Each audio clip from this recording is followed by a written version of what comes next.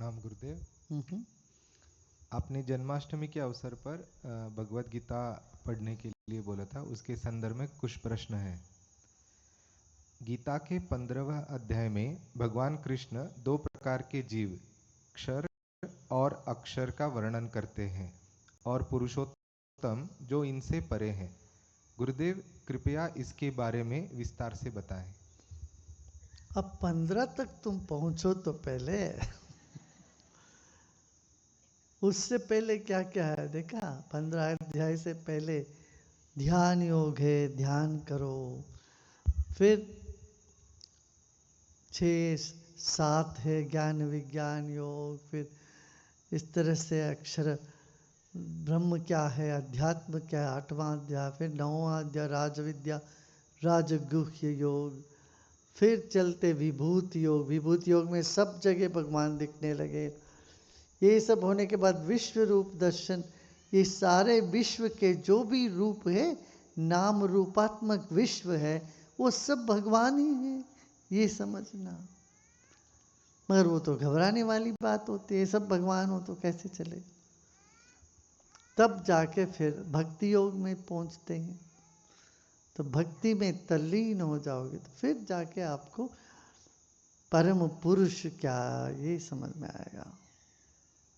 प्रकृति एक पुरुष और दूसरा परम पुरुष। जैसे हमारे शरीर के कण कण में जीव है, और वो सारे जीव से बढ़कर तुम जो हो वो हो।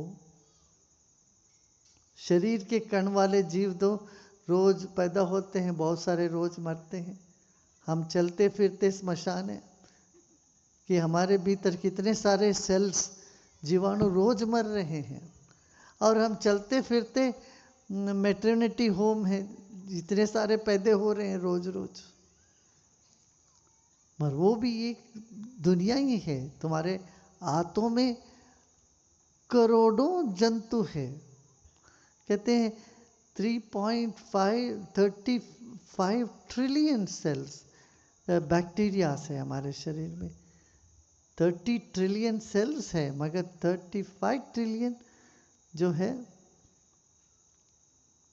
जीवाणु है, बैक्टीरिया है हमारे जी। सो तुम चलते फिरते एक शहर हो। ऐसे सारा संसार जब जाग के देखोगे तो संसार भर में इतने सारे जीव जंतु सब है। कुछ दिखते हैं, कुछ नहीं दिखते हैं। चैतन्यमय है सब कुछ। और इस चैतन्य से एक परम शुद्ध चैतन्य है, उसी को परम पुरुष बोलते हैं। ठीक है ना। ये सब सिर्फ सुनने से नहीं, अनुभूति में आना है। गहराई से ध्यान में उतरेंगे तो आसानी से समझ में आएगा। नहीं तो कितने पढ़ पढ़ के कुछ भी पल्ले नहीं पड़ने वाले, कुछ समझ में आएगा नहीं, फिर बुद्धि के तौर पर नहीं आएगा।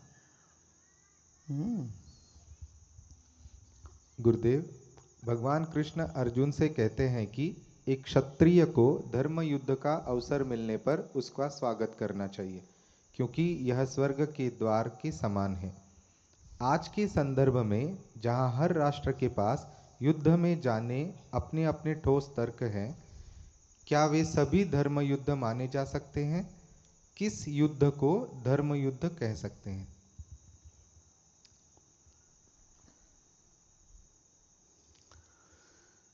जिस युद्ध करने से जनता की रक्षा हो, जिस युद्ध करने से न्याय और सत्य पलपे, जिस युद्ध से अन्याय अधर्म दूर हो, वो धर्म युद्ध है। अन्याय हो रहा है और उसको सहना भी अधर्म है। उसको सहना नहीं चाहिए, उसका मुकाबला करेंगे। ये माने हमारा हर चीज को हम अन्याय समझेंगे तो हमारी बेवकूफ़ी है। इसीलिए क्या सही है क्या गलत है ये समझने के लिए भी हमें गुरु की आवश्यकता है, ज्ञान की आवश्यकता है, विवेक की आवश्यकता है। विवेक बुद्धि से ही फिर समझ में आएगा क्या सच है क्या झूठे क्या धर्म है क्या अधर्म है। तामसी मनोवृत्ति होने से अधर्म को धर्म समझते हैं। तामसी बुद्धि अधर्म को धर्म समझते हैं, असत्य को सत्य समझते हैं, जो है नहीं उसको सत्य है समझते हैं, जो दुख है उसको सुख समझते हैं।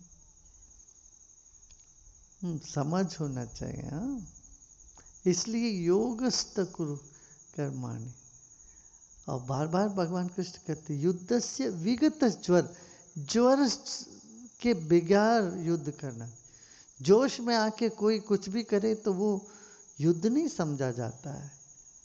वेग नहीं होना चाहिए, जोश नहीं, माने क्रोध से नहीं, होश से लड़ने को धर्मयुक्त बोला जाता है। गुरुदेव, आज सुबह वेल पूजा का वेबकास्ट देखा। पूजा तमिल में हो रही थी, फिर भी बहुत अच्छा लगा।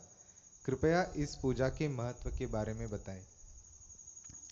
हाँ, जैसे कहते हैं ना कि मूर्ति से श्रेष्ठ है शालिग्राम।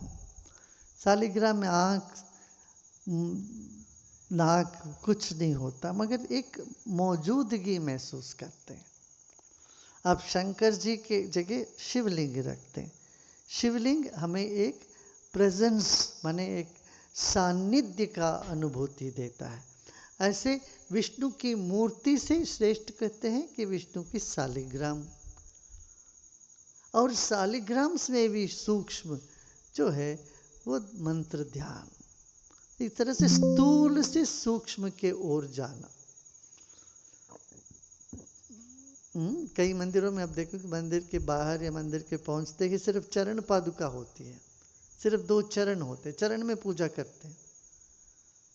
बड़े शक्तिपीठ में जाओगे ना, कामाख्या वगैरह में, तो क्या वो चरण पादुका रहती, चरण रहता, उस पर पूजा करते। द्वारकाधीश के यहाँ जाओगे तो द्वारकाधीश की सिर्फ चरण पादुका पूजा कर। माने रूप से अरूप के ओर जाने की ये प्रक्रिया है।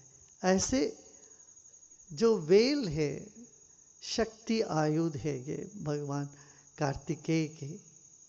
तो इस कार्तिकेय के वेल को भगवान ही मानते हैं। कार्तिकेय ही जैसे विष्णु के शालिग्राम होते हैं, वैसे कार्तिकेय के लिए वेल होता है। और वो वेल को ही पूजा करते हैं। और बहुत इस पर बहुत सी गीत रचे गए हैं, दोहाएं रची गई हैं। लाखों भक्त पुरातन ज़माने में आकर के उन्होंने इसकी महिमा गाई है। जिसके घर में, जिसके पास वेल है और मोर है, फिर कोई भय नहीं है, कोई मुश्किल नहीं, तकलीफ नहीं, सारे तकलीफ को दूर कर देती है। इस तरह से भगवान कार्तिकेय के सानिध्य को अनुभव करने के लिए ये वेल पूजा करते हैं। ये भी ऐसा ही कार्तिकेय के सुंदर रूप, मुर्गा कहते हैं ना तमिल में। मुर्गा मैंने पता है क्या है? अति सुंदर। हिंदी वाला मुर्गा नहीं है। तमिल में मुर्गा मुर्गा कहो तो सबके मन में ऐसे ही भाव उमड़ आता है। जैसे हर हर महादेव कहते हैं, जय माता जी कहते, वैष्णव देवी में जाते वक्त लोग बताते जय माता दी, जय माता। ऐसे यहाँ मुर्गा मुर्गा हरो हरा बोलने से पूरे रोमांच हो जाता है, रोंगटे खड़े हो जाते हैं, लोगों के भाव विभोर हो जाते हैं। उसका मुख्य धारा पूजा का यही है कि वो वेल मार, जहाँ पर वेल होता है माने कार्तिकेय की मौजूदगी होती है, वहाँ किसी तरह की तकलीफ नहीं है, किसी तरह का दुख दर्द पीड़ा कुछ नहीं है। वहाँ सब तरह की संपत्ति है, विवेक है, विज्ञान है, ज्ञान है, वैराग्य, सब कुछ देने वाला है। ये गीतों से गा करके वो पूजा करते, ये प्रथा है। वहाँ पोट्री पोट्री बोलते हैं। पोट्री माने जय, जय जय जय हो बोलते ना, वहाँ पोट्री पोट्री बोलते। नमः नमः बोलते ना हम, वो नमः की जो है वहाँ पोत्री पोत्री बोलते हैं। गुरुदेव, कार्तिकेय के वाहन मोर का नाम परावाणी है। गुरुदेव, इस नाम के पीछे क्या रहस्य है? परावाणी, बहुत सुंदर बात है कि परा पश्यंती मध्यमा वैखरी, वाणी की 4 स्तर है। जो बातें हम कर रहे हैं ये वैखरी है, और इससे सूक्ष्म है पश्यंती मध्यमा। मध्यमा वो है कि जो जिसको हम साइन लैंग्वेज से समझ लेते हैं, इशारों से समझते हैं, वो मध्यमा। और सूक्ष्म है, वैखरी से सूक्ष्म है मध्यमा। उससे भी सूक्ष्म है पश्यंती। पश्यंती सिर्फ मौजूदगी महसूस करते हैं उसकी, जिससे संवाद, वृक्ष पेड़ पौधे सब आपसे संवाद करते हैं, वो सूक्ष्म संवाद है, वो मध्यमा या पश्यंती की स्तर होता है। और सारे मंत्र, वेद मंत्र सब उतरा है वो पश्यंती के स्तर पे। परावाणी उससे भी मौन में जो तरंग के रूप में होती है वो परावाणी है। वाणी की मूल है वो, जहाँ से वाणी निकलती है वो परावाणी है। तो कार्तिकेय का वाहन मयूर है। मयूर, मोर जो उड़ता है, रंग इतना सुंदर है, और मोर क्या है, परावाणी है वो, इसलिए परावाणी उसका नाम। तो मुर्गा माने क्या, अति सुंदर। सुंदरता का दूसरा नाम है मुर्गा। ये जैसे कहते हैं शिव जी को हम कहते हैं सत्यम शिवम सुंदरम। सत्य भी है, शिव भी, सुंदरता भी। और कार्तिकेय उनमें से वही है, वो भी सत्य और चित्त और सुंदर आनंद है। जैसे भगवान कृष्ण के बारे में ये रासलीला है, इतने सारे जो प्रेम की कहानी है, प्रेम की गीत रचे गए हैं हिंदी में, ऐसे ही सारे प्रेम के गीत कार्तिकेय के ऊपर। वो बोलते हैं कि ऐसा उनकी जो आंख है, जो आंख काटने वाली आंख ने, जो दृष्टि से काट देते हैं। एक नजर पड़ जाता है कार्तिकेय के, वो हम क्या बेहोश हो गए। ये जो ना काटने वाली दृष्टि है। जैसे काटते तो दांत से, मगर आंख की वो दृष्टि भी इतनी तीक्ष्ण और मनमोहक है, वो दृष्टि से मैं घायल हो, कहते ना घायल हो गए। ऐसे कार्तिकेय की दृष्टि से, उनकी नज़र से हम घायल हो गए, उनके प्रेम में पड़ गए, हमारा मन ही मोर बन के नाचने लग गया। इस तरह से बहुत सारे गीत हैं। कहते मन ही मोर है, और जिस पे कार्तिकेय चढ़ जाते हैं। और मेरी गाल ही घंटानाद है मंदिर के। इस तरह से बहुत से गीत है, सारी वो भक्ति परक।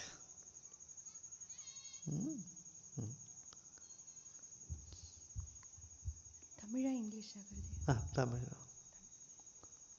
तमिल बेन में